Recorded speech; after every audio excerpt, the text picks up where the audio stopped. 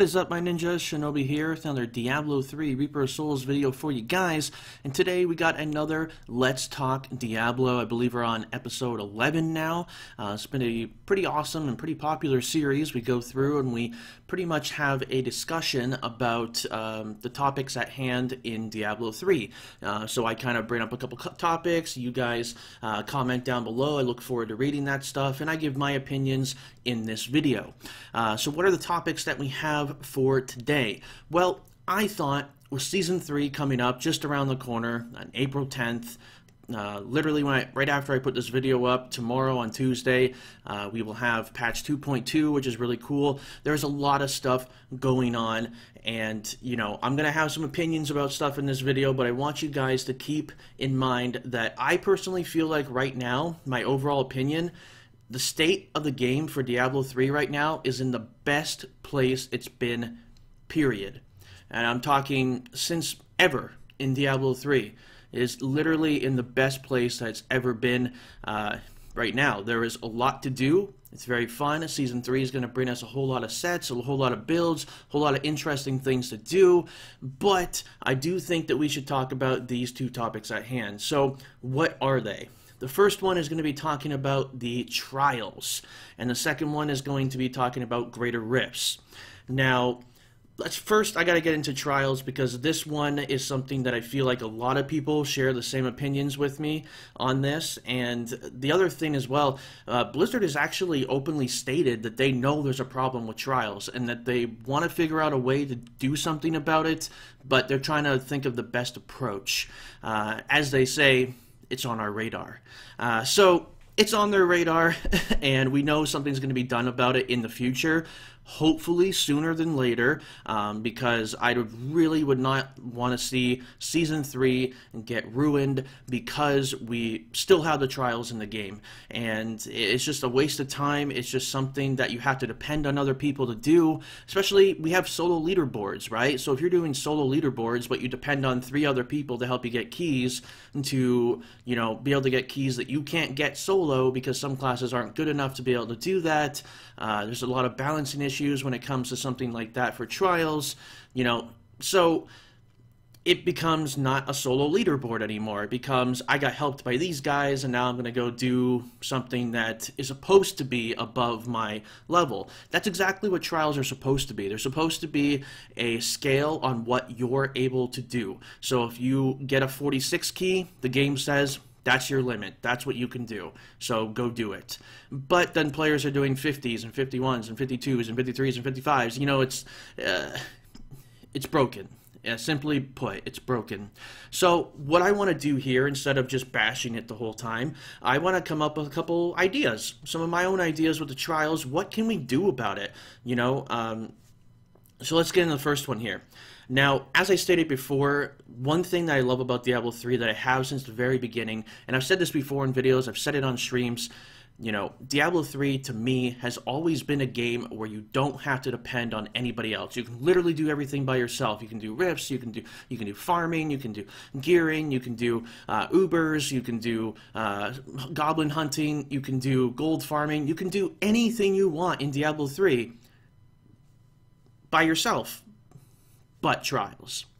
And that's silly. It shouldn't be like that. So what could you do there? Well, what you could do is you could balance the trials so that if you're solo in there, you get like a big damage buff or something that makes it more balanced for you. Except for some of those classes that, you know, they can't do the AoE that other classes can. They can't survive the really higher tiers as far as that goes. You know, even though it isn't really a depiction of what the Greater Rift is actually like because there's so much RNG involved.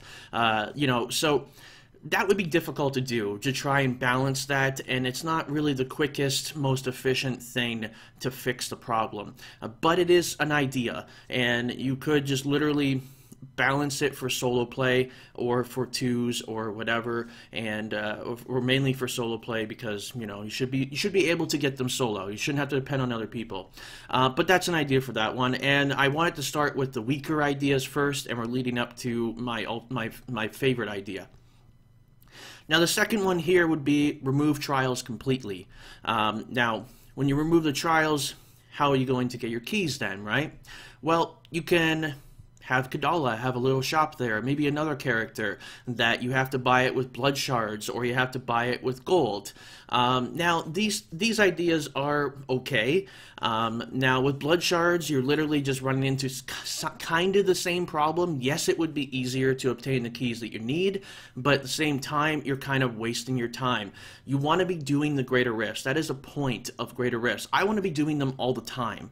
I don't want to be having to go do this and that and this and that and this and that so that I can do the thing that I actually want to do.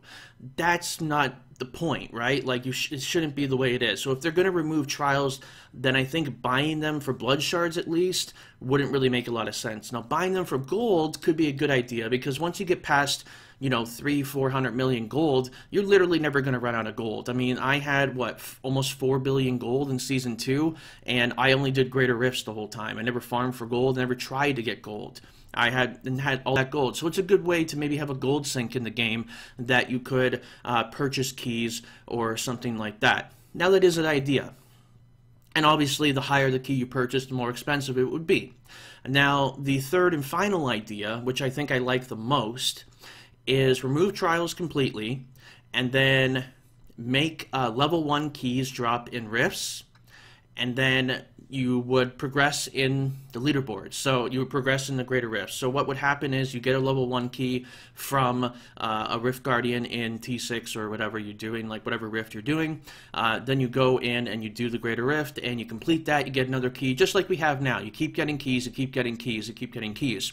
Let's say you get up to a 42 and you have the 42 key, you get into there and you fail. Okay, you didn't do it in enough time, but you did still kill the Rift Guardian. Well, you get the key back, and you're able to upgrade your legendary gems.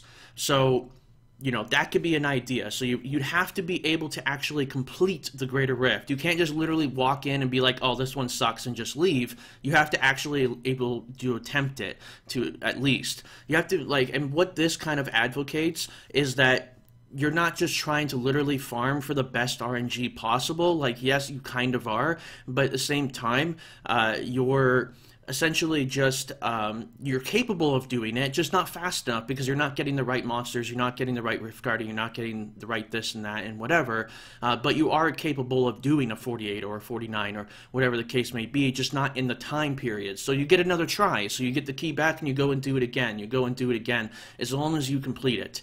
Now, I think this would be a great idea. Now, if you do remove the trials from the game, I think you could actually keep them in there. Make it a practice realm. That would be really cool. Monsters randomly spawn. They don't drop loot or anything like that, but it's a way to practice to go against monsters on certain tiers without actually doing the rift itself, to see, okay, is my gear capable of this? Do I need to switch out this gear and this gear and this gear without actually going into the greater rift? It could be kind of like a hyperbolic time chamber from Dragon Ball Z or something like that. You know, you're training, you're practicing and stuff. You can literally keep it in there. You just have to change the way it functions a little bit, and you know, have some like single target, have some elites in there, things like that. So I think some of these ideas might actually be something that would be pretty cool. Now, you guys can put in the comments what you think would be some good ideas for the trials, if they're going to remove them or if they're going to change them, alter them, whatever the case may be. What do you guys think? Put it right down in the comments below. Now let's move on to the second and final topic, and that is the other problem in the game, and that is greater rifts. Now, as I stated before, don't get me wrong, greater rifts, it's the most fun thing to do in the game. It is what people want to do in the game. It's awesome, it's great, I love it.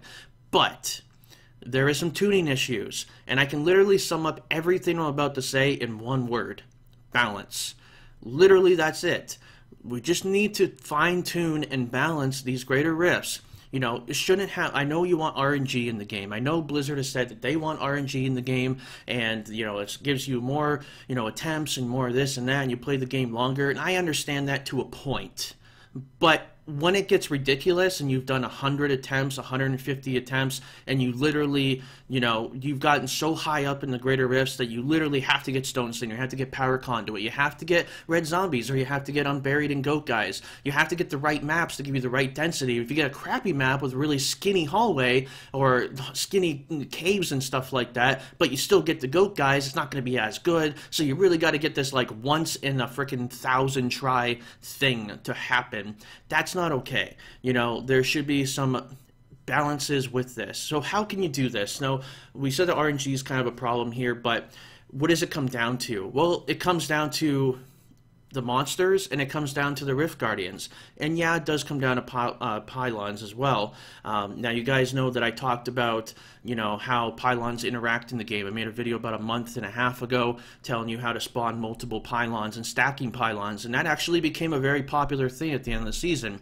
Thankfully, Blizzard did fix that, but they waited until Season 3, so you're not going to have that in Season 3. But the pylons still work the exact same. So they still spawn in areas that you know they can spawn. So you can kind of plan the pylons, which is kind of cool because you can give some kind of strategic planning with that, which is nice. But then you might be trying to get a rift level that has really close spawn locations or something like that. Maybe make it so that on each greater rift level, you can only spawn one pylon, and that's it. That would kind of solve a lot of things. Instead of being like, well, this one's close here, I can grab the speed, I can go grab the power, I can go grab the conduit and blow them up. That's going to happen. It's actually going to happen in Season 3, even though you're fixing this problem with the spawning multiple pylons. We're just going to resort back to something like that, and that's not okay. So pylons need to be looked at, need to be balanced, maybe use that idea that I said. The other things, like I said, monsters and Rift Guardians.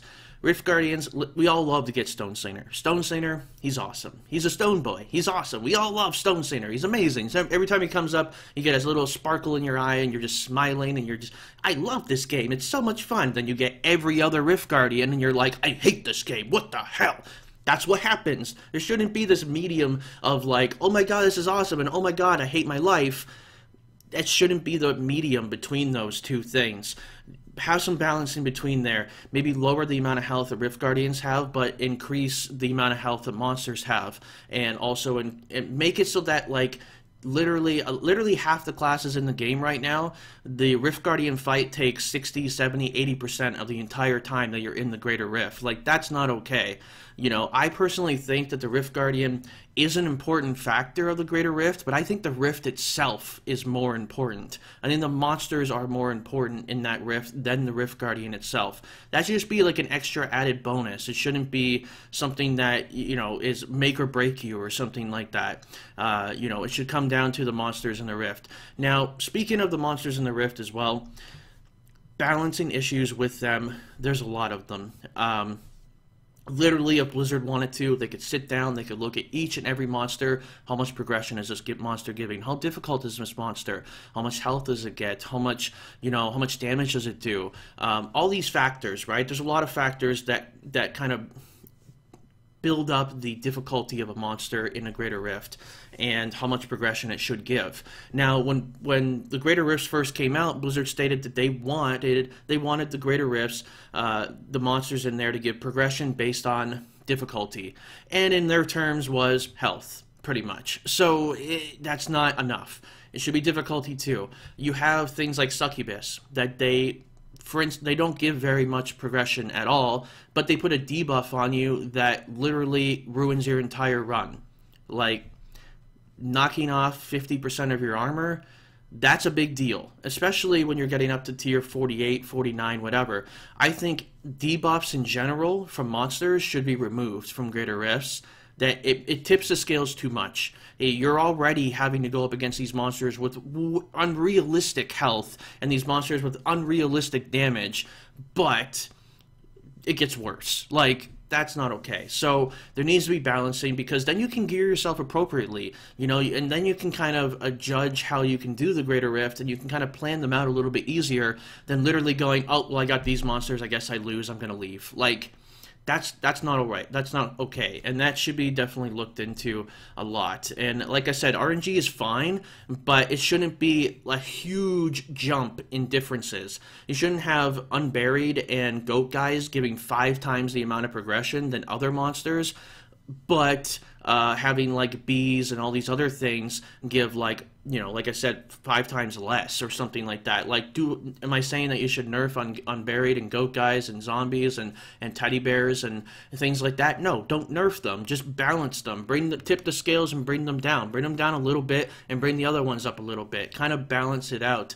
And it should be based on how well you can manage your cooldowns, how well you know the game, if your gear is good enough, if you know which directions to run, how well you know the maps, everything like that. That's what it should come down to, and not come down to, well, I got this, so I guess I lose. That, I know Blizzard has stated that the greater rifts are not the main purpose of the game. It's about people's personal progression, but it, you know, literally everybody that I've ever talked to gets very frustrated with all these scenarios that I just told you happen. You know, even if it's for their personal progression or it's for their, or for its, you know, for the leaderboards or something like that, it's frustrating. It's not fun. You know, it's just like, it's supposed to be fun. It's a video game. So, you know, there shouldn't be these really frustrating, ridiculous moments.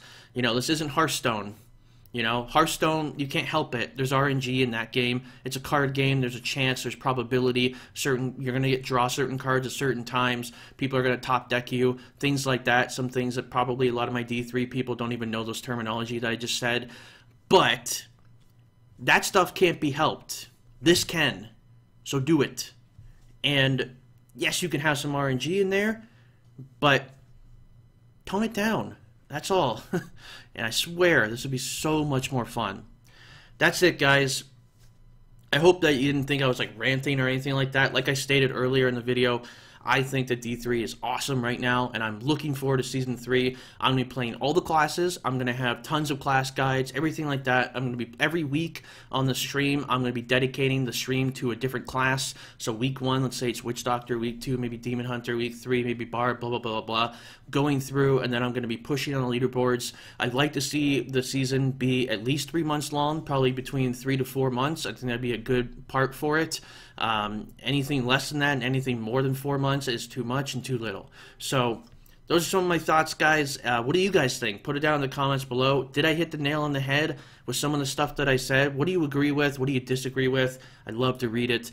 And that's all for today. So until next time, guys, or until my streams or the next video, my name is Shinobi, and thanks for watching.